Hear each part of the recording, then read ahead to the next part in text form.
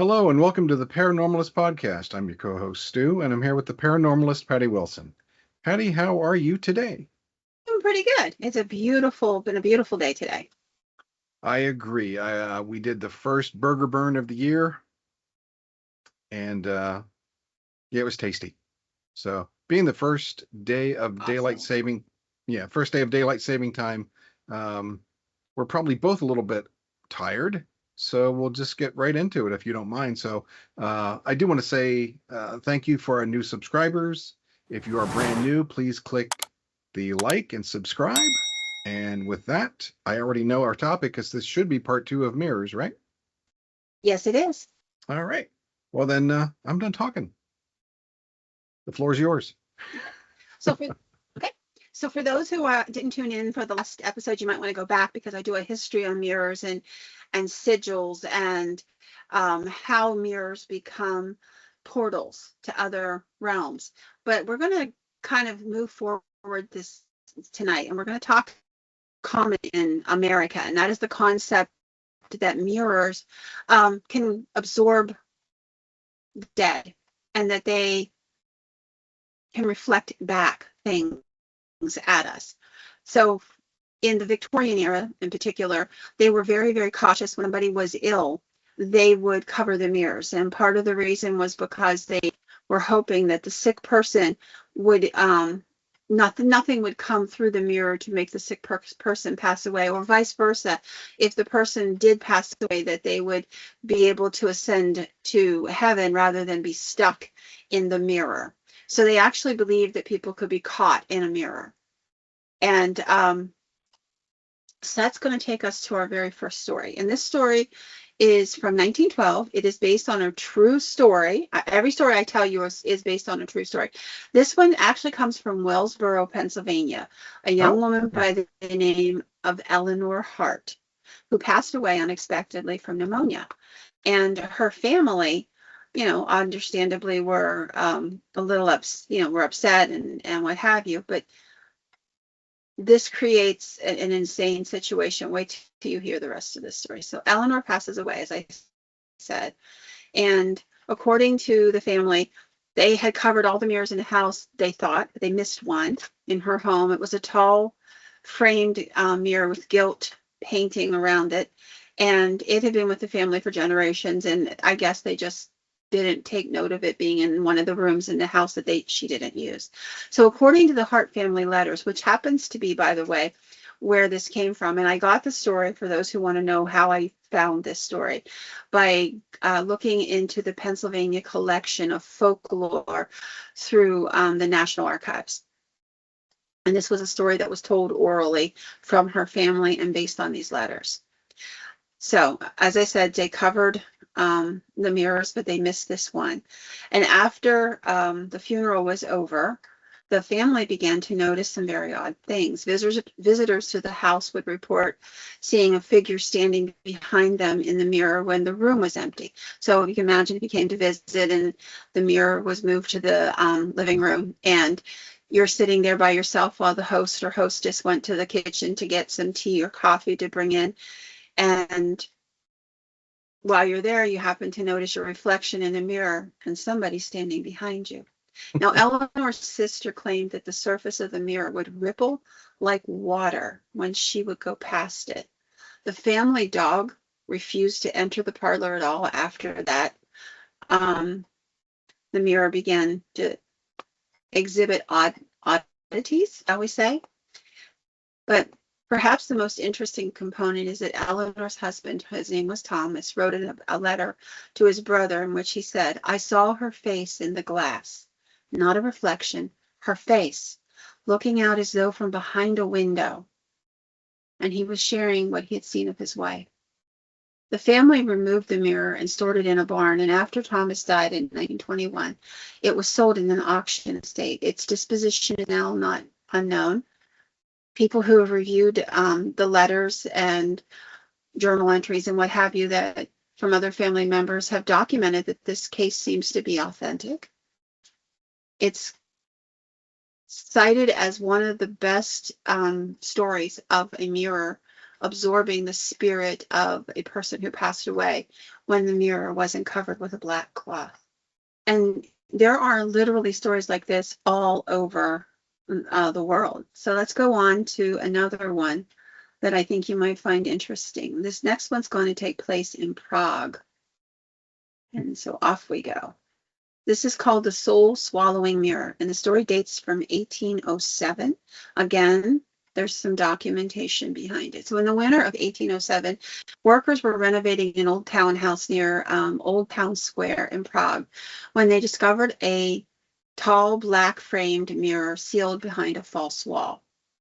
The house had belonged many years ago to a minor nobleman rumored to have dabbled in alchemy. And this isn't really a surprising story for that particular region in that particular time. Alchemy was once worked under royal patronage. We talked a little bit about that with Dr. D. And, there were a lot of people in the nobility who believed in having somebody who could put charms on mirrors so that they could scry or they could use it for divination. So this wasn't particularly unusual story in that respect. But the mirror itself had some attributes which were just very puzzling. It was extremely heavy, even though it shouldn't have been. And it had a surface that looked as though it had been smoked. And I don't know if you've ever been into, I have actually had this experience at a house fire. And the one mirror in my house literally was smoked. I don't know how else to explain it. You couldn't wipe it out. It was literally in the glass, and we had to get rid of it. So I understand what they're saying when they say smoked. There was also a faint metallic smell like iron, and they thought it was a bit odd, but they drug the mirror out of the little compartment, and the first person to look directly into the mirror, according to the story, was a young man by the name of Jan Ruzicka. He was a carpenter, and he stared at it for only a moment before he stepped back, and he was pale and he was shaken. He was asked what he saw, and he muttered to the reflection, "That wasn't mine." 2 days later, Jan vanished, his tools found neatly arranged in his workshop, his coat hung by the door, and no one ever saw him leave, and Jan never returned.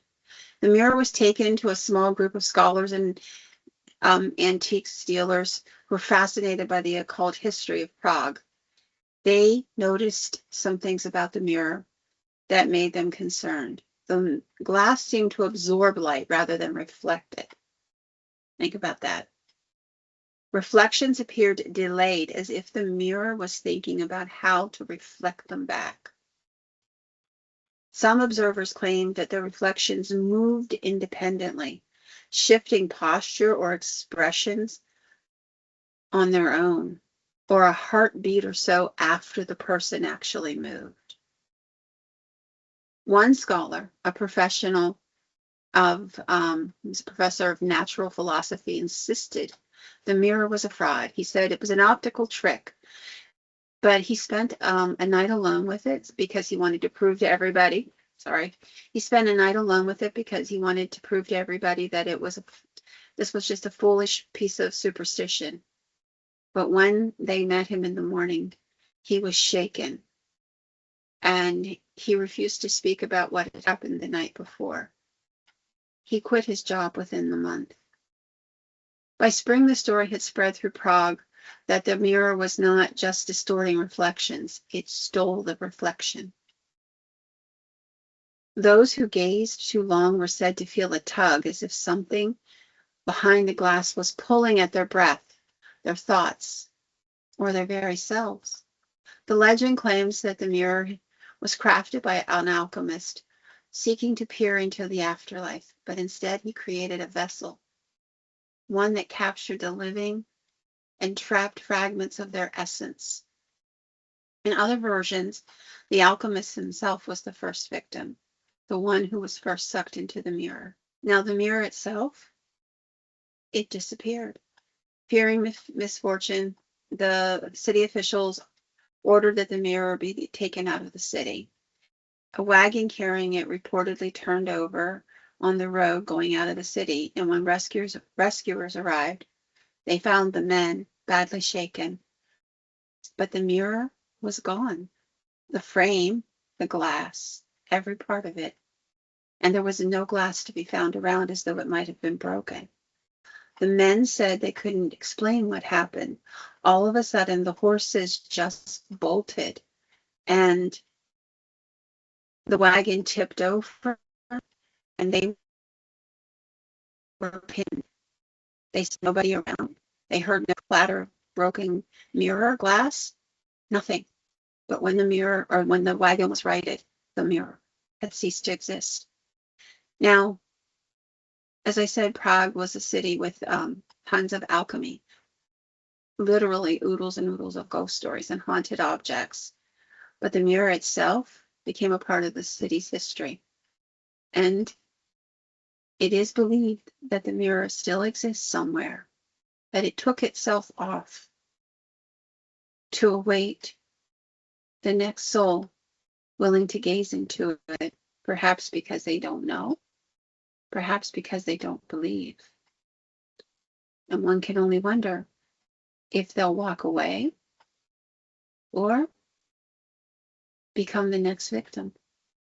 I thought this was really an interesting story. I want to share another story from 1903. This story took place in Kentucky. It is a really unique story, and you'll understand why as soon as I tell it to you. So, in 1903, there was a family portrait done in the parlor of this home, and the mirror is in the background. But when the photographer looked at the plate and he printed the first picture, something was extremely odd about it, because he could see all the people in the photograph reflected in the mirror, and another person reflected beside them, but only in the mirror. When he counted heads, he could see everyone. And it wasn't like a blob of light. It was a real reflection of a person. You could see them quite clearly. Now, it wasn't a smudge, a double exposure. All of those things were looked at right away. The person was thin, tall, slightly turned as if watching what was going on. No one that day in the house even slightly resembled this person. The family, when they were given the portrait, were shocked by what the photographer gave them. In fact, he was afraid to show it to them, so he kept his mouth shut and just brought them the photograph. And it took them all of about 3 seconds to go, "Who is that guy?" And when he explained, they were shaken. They had no idea. They didn't recognize him, but there he was. And the interesting part about this is that the photograph still exists. The image has passed through collectors, historians, paranormal experts. It's even made its way into a documentary. People suggested that it was part of a mourning ritual in the 19th century, that mirrors were covered. They talked about how maybe the photograph was of some owner that hadn't been covered. But what stands out about this story isn't the fact that a mirror wasn't covered. It's the fact that the picture does still exist. It was a real object. It is a real object. The mirror still exists as well.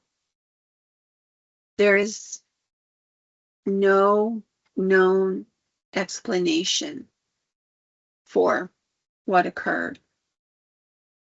And by the way, if you're interested, this happened in Bell Hollow, Belle. You can look it up. I just thought it was really interesting. So I wanted to tell you another story of haunted mirrors, and this one goes a little closer. When I was a little girl, my Aunt Cleo, told me a story. And I think probably only ever got her to tell it 3 times. Even though she liked to tell stories, this one sort of bothered her.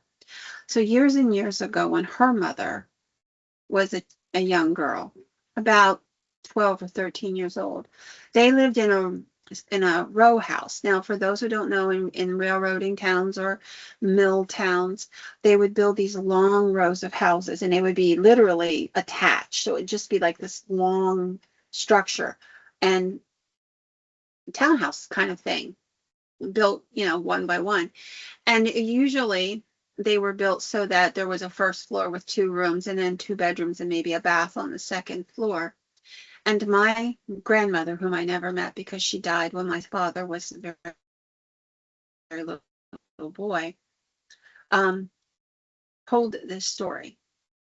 And what she said happened was that when you would go up the stairs, you could see straight into the first bedroom, and there was a mirror there, and you could see just feet moving, just feet, as though somebody were on the far side of the bed walking, and you could see the reflection, but just of their feet in the glass of the mirror that stood near the doorway. And this puzzled the family. It, I'm sure, unnerved the family at some level. And my grandmother said that, from what I understood from my Aunt Cleo, that it was something that just happened off and on. Not every time you went upstairs did you see it, but every so often you think it had gone away and it wasn't going to show up again, and then you'd see the feet walking. And the interesting part was that they walked out of the mirror through the room and then were just gone. So anyway, years go by. My grandmother's family moved to a different place, and she's an adult now, and she's reading a newspaper from the Altoona area, which is where my grandmother had lived. And there was this interesting story that caught her attention about the old railroad houses, row houses, that were being torn down. And in one of them, and they gave the number of that particular flat, they had found the feet of a woman, the skeletal feet of a woman who had had them cut off, and they were buried under the floorboards of the main bedroom. That would have been the bedroom that was at the top of the stairs. And the newspaper took it a bit farther and said that about 30 years before my grandmother would have lived in the house, there had been a woman who had mysteriously disappeared. Her husband had always insisted that she had run off, but the discovery of the feet had made people question that. And in a subsequent article, they found other bones that indicated that they were that there might have been an entire person buried there at some point, or at least parts of a person buried there at some point. Yeah. And my grandmother thought that this was an interesting, this was like, oh my gosh, this is why we saw this. And she would tell her kids the story from time to time. Now, we're not going to make this episode a particularly long one, but I have one story that I really want to tell. A long time ago, I talked about something called the Villisca Axe murders. And for anybody who's really into the paranormal, this is a story that people have heard. So let's kind of settle the historical part of the murder out first. And then the reason I'm bringing this story up will be exposed in just a minute. So in 1912, this little town called Villisca, Iowa, had a family by the name of the Moores. And the Moores had 2 young house guests that were sleeping over in the little house that night. So there was the mother and the father, there was the 2 guests, and the mother and father's family, their children. And so there would have been a total of 8 people in the house that night. And the guests were actually kids sleeping over, having basically a slumber party. So in the morning, nobody left the house, and so a family member came to see what was going on, because he was supposed to be meeting up with the husband, and showed up. And when he went in, he found all 8 of them bludgeoned to death. It was one of the most brutal crimes that you could possibly imagine, and it took the town over. Never in the history of Villisca had any such thing ever occurred. And the case remains one of the most enduring, haunting, unsolved mysteries in the entire nation. Now, I'm not going to go into all the gory stuff, but this is the interesting thing to me. I've probably read the Villisca murder story, I don't know, 15 times over the years, because it's gotten popular. There's been theories and things that have changed, kind of like the Jack the Ripper story. Every so often, a new guy becomes the suspect.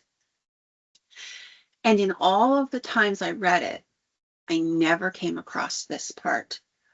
And then when I started doing the research on the mirrors, it suddenly came tumbling out of nowhere. So here's what I found. When the authorities got to the house after the family member, called for assistance because of what he had found, they found that every reflective surface and mirror in the house had been covered. Curtains were drawn tight. Cloths or clothing were thrown across mirrors or reflective surfaces. These were documented by the first crime scene investigators who got there, and photographs were taken. So we know it really happened. Nobody found any evidence. There was no message left by the killer, no pattern, no confession, no anything. It is believed that after he murdered the 8 people, whomever the person was, he walked through the house and covered every reflective surface. Why? Well, I don't know. And I would like to read you a little bit from one of the newspapers. So the gentleman who found them was Ross Moore. So the house was still when Ross Moore unlocked the door that morning. The air was wrong, heavy, as though the walls themselves were holding their breath.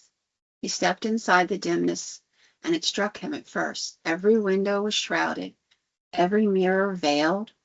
Clothing hung over the glass in the parlor.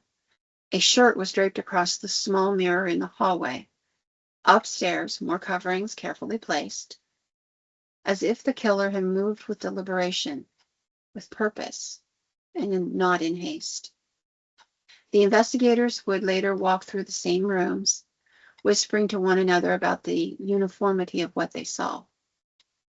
Whoever had done this had not wanted to see a reflection, not his own, not the victim's, not the house. They were ritualistic in some way, but nobody could explain why. They just felt that way. A murderer had silently moved through the home, extinguishing not just the lives, but every reflective surface that caught his eye. The town would later gather. They were stunned, murmuring theories, wanting to know what happened, because obviously, a series of murders had taken place, and nobody knew what to make of it. Now, I want to say that the rest of this is going to be a little bit of speculation. Through the years, a lot of people have attempted to figure this story out. Why would somebody break into this home in the middle of the night? It doesn't seem like they didn't break a window, they didn't pick a lock. Somehow they went in, whether the family forgot to lock the door, just didn't lock the door, and that in that time frame that was common. But somebody went in and in the middle of the night killed them all. So what are the possibilities as to why a person would go to all this trouble? Is it because he didn't want to see his own reflection? Why? It is a possibility that after he committed his last murder, he caught his own reflection. Maybe through superstition or for whatever the reason, he decided it wasn't good. He didn't want anything to record who he was, not even the mirrors. He had to be covered in blood. His hair had to be matted down. It was horrendous. Maybe he was horrified by what he had done.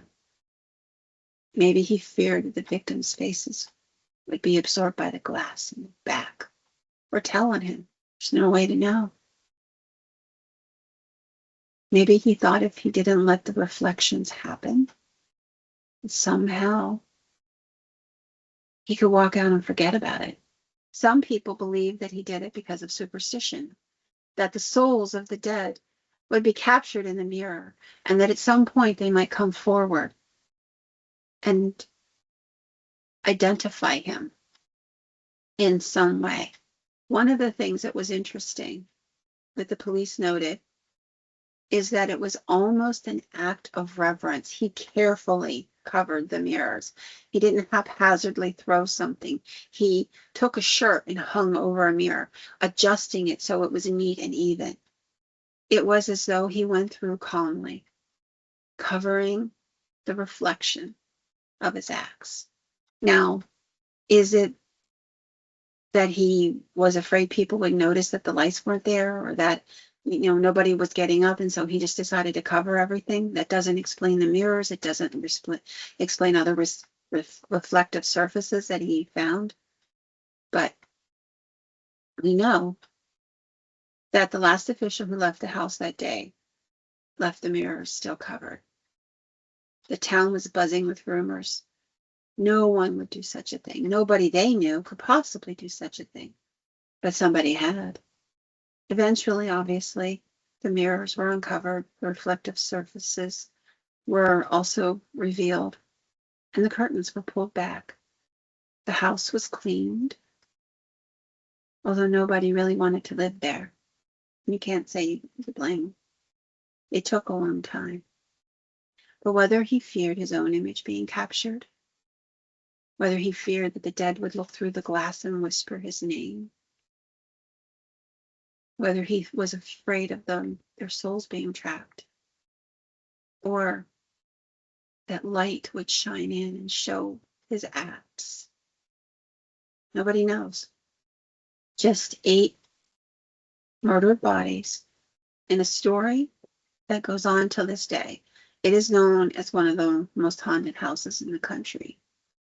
I don't necessarily agree with ghost hunting that place. I think there should be some more reverence for it than that. But I will tell you that the stories continue. As far as I know, nobody ever uncovered any information that would go back to who did it. It's seriously just a guess. But before we leave this realm, I wanted to talk a little bit about the fact that not only were spirits of the dead seen in mirrors, but doppelgangers, fairies, fetch, also came through the mirrors. There are Irish folklore stories that talk about fairies coming in and out through the mirrors, stealing from the living, dancing on their bodies. They came at dusk or early in the morning before the sun was fully up, and people avoided uncovering their mirrors. In fact, it is said that at night, not only did the Irish draw their curtains and lock their doors, they covered their mirrors for fear of what come through in the middle of the night. Now, I don't know how many mirrors you have in your house. I have about 3 in mine. And my mirrors certainly didn't come from an ancient alchemist. Nobody's carved sigils into the back of it. But still, every so often, you catch a glimpse of something as you walk by a mirror and you wonder who or what is looking back at you. And if you like the stories of these mirrors, let us know. Maybe we can scare up a few more. In fact, I'm absolutely positive of it. So for now, I wish you all a good night, and you might want to cover the mirror in your bedroom tonight, just in case. Goodbye.